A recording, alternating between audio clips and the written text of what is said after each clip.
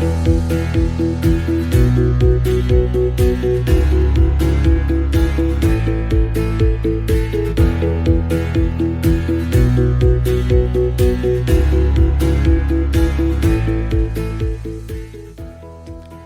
to Spiritual Straight Talk, where it's all about enhancing your spiritual walk through life, with host Suzanne Thibault, animal communicator and spiritual life coach. Listen in and discover inspiration for living a divinely inspired life. And now, your host, Suzanne Thibault. Welcome to episode 82 of Spiritual Straight Talk. My experience with pet anxiety. Hi, I'm your host, Suzanne Thibault. Thanks for listening in today. I'd like to share my own personal story with my relationship with our dog, Odie. He is our oldest dog. He is 12 years old. He is a Dachshund Terrier mix that we rescued in 2009. He is our dog who has been experiencing high anxiety and bad behaviors for the past 10 years. As a puppy, Odie was hand-shy and submissive. When we adopted him, we thought nothing of it. We assumed this behavior meant he had a mellow personality. As Odie grew older, he developed many behavioral issues. His anxiety appeared around age 2. It began with unnecessary aggressive barking. Now, he's a small dog of 25 pounds, but boy, does he have a big voice. He would bark at noises, even normal household noises like drawers closing. When we had visitors over, he would bark for an hour at them until he tired himself out. His barking was extremely frustrating. He ignored treats we offered, and we used kind, loving voice to try to coax him to stop, but that didn't work. Sometimes we would get frustrated and yell at him, but Odie didn't seem to care. Odie was lost in a world of fear. We adopted our second dog, Abby, when Odie was 4 years old. She is the complete opposite of Odie, with a fun-loving, kind personality. Odie took advantage of that. Since Abby was a puppy and Odie was an adult, he sort of bullied her. Abby eats slower than Odie. During meals, he would go over and eat her food when she wasn't looking.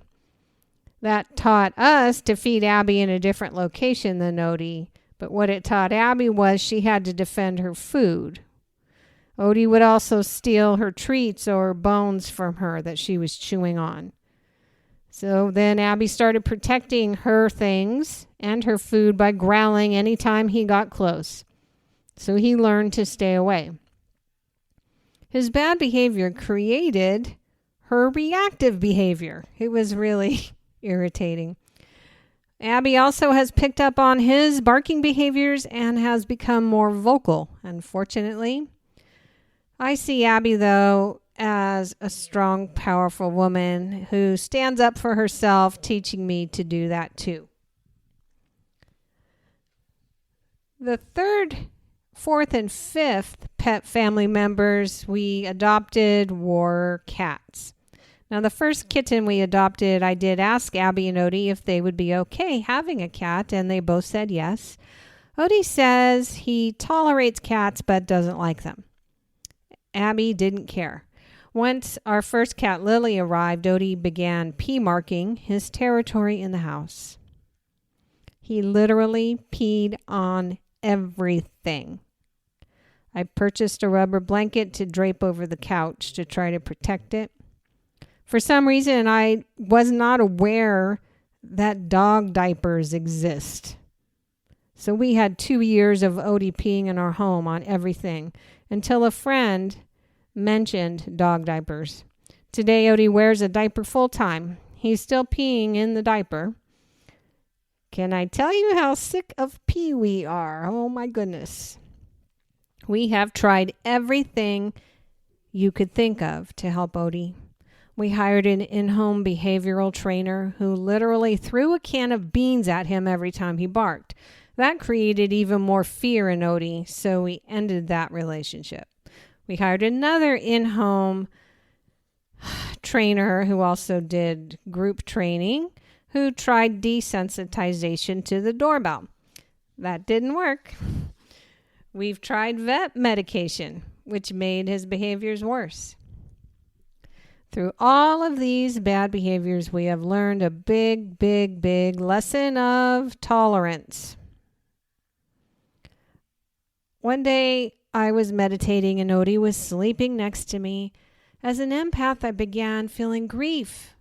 And I saw intuitive pictures of Odie as a puppy being kicked in the chest every time he barked.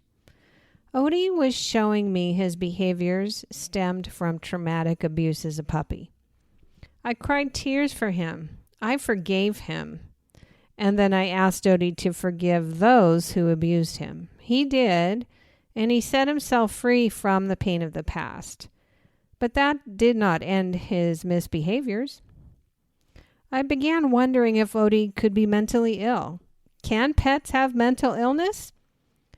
My own experience with Odie tells me yes. Fear is a nasty thing. It becomes trapped inside as emotional wounding, keeping you on a hamster wheel of endless fearful thoughts. In animals, that loop of endless fear thoughts running inside their mind creates misbehavior. I tell my family we are the most tolerant family in the world because of everything Odie has challenged us with. Most people would have surrendered him to a shelter for all of that bad behavior. We have tolerated and tried to help Odie every step of the way. As a family, we believe you do not give up on someone you love.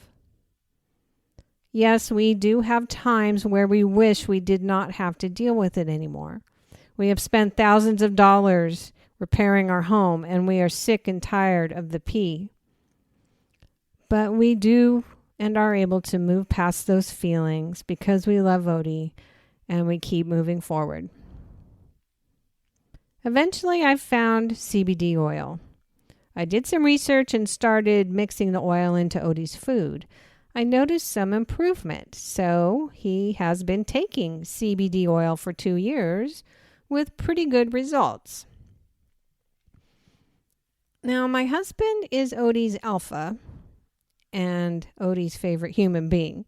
He follows him around the house, whines when he's out of the room, and just adores him.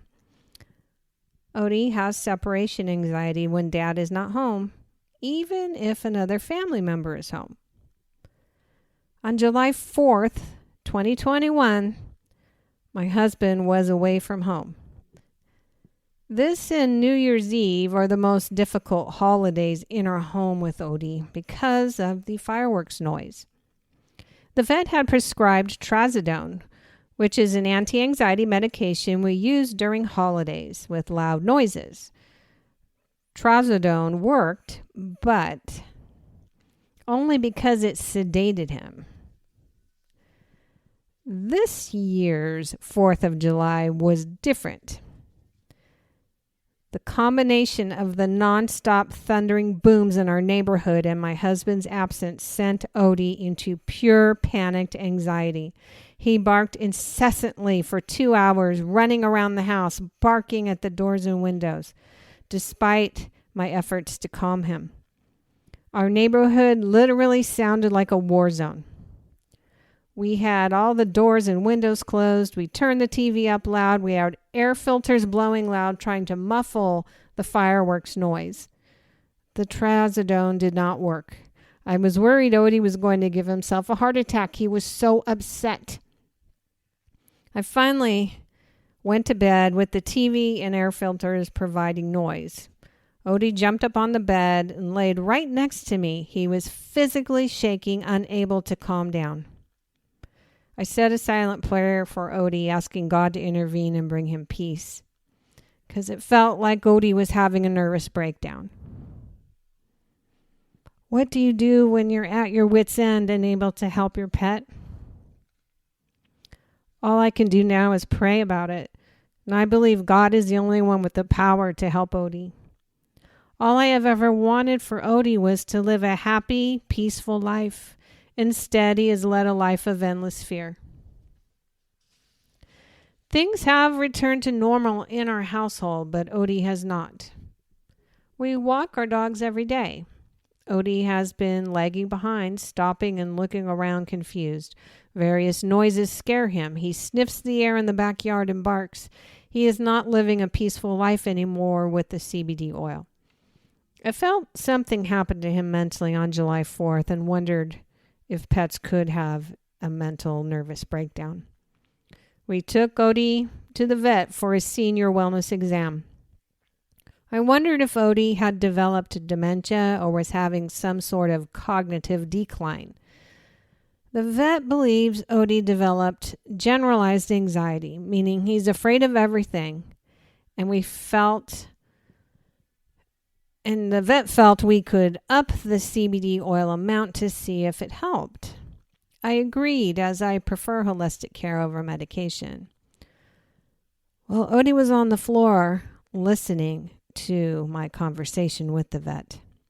He turned around, looked right at me, and said, "I need help."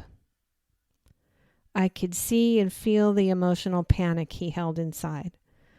I then asked the vet about anxiety medication. She explained there are many, many different types of drugs to try. I told the vet I was very worried about Odie possibly giving himself a heart attack because he gets so worked up and cannot calm himself down. She then agreed we could try a low dose of gabapentin, which is an anxiety drug for animals, to see if that would help him achieve some inner peacefulness. The vet said that drug also helps with pain relief, so if he had any arthritis, that could help too. Odie thanked me for advocating for him. That was his choice, and that's what he wanted. So now we're on a medical intervention adventure to see if this drug will support Odie to feel calmer. It has been 1 week since he began taking it. Odie asking for help was a cry out to me to move forward on what he wanted.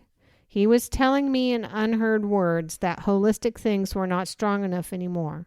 Surprisingly, I feel this medication is helping him a little as he's become less reactive. He's still reacting, but not as deeply. Our pets know what they need. Odie knew what he needed. That's pet communication to the rescue for his health and well-being. One thing I now realize is this. Odie telling me that he needed help helped me to support him. By simply advocating for him and what he wanted, I supported him with love. If you have a pet with fear-based anxiety behaviors, don't give up on them. I know how hard it can be. These past 10 years have been deeply, deeply challenging. Your pet needs your understanding and support to overcome their fear. Sometimes holistic things work, and sometimes medical intervention is needed. Either way, your simple act of loving support helps your pet. We love our pets and provide what we feel is best for them. It is empowering when you know what your pet wants or needs and can advocate for them. If you're ready to advocate for what your pet needs, then let's do a pet relationship conversation session so you can find out directly from your pet what they want or need to lead a healthy, happy life. Visit SuzanneThibault.net for more information, and I'd be happy to support you. Thanks for listening in today. This was challenging for me to talk about because sometimes it's very hard for me to understand Odie's behaviors. Even though I can have conversations with him, he's still holding on to some shame for all the behaviors and challenges he has put him through, even though he knows we forgive him. I believe Odie is building his own greater level of tolerance for himself and for life in general. Thanks for listening in and understanding, and may you have a wonderful day. Thank you for listening to Spiritual Straight Talk with Suzanne Thibault. If you enjoyed this episode, tell a friend and subscribe on iTunes or Spotify. To connect with Suzanne, visit www.suzannethibault.net. Follow us on Facebook and Instagram. Thank you for listening.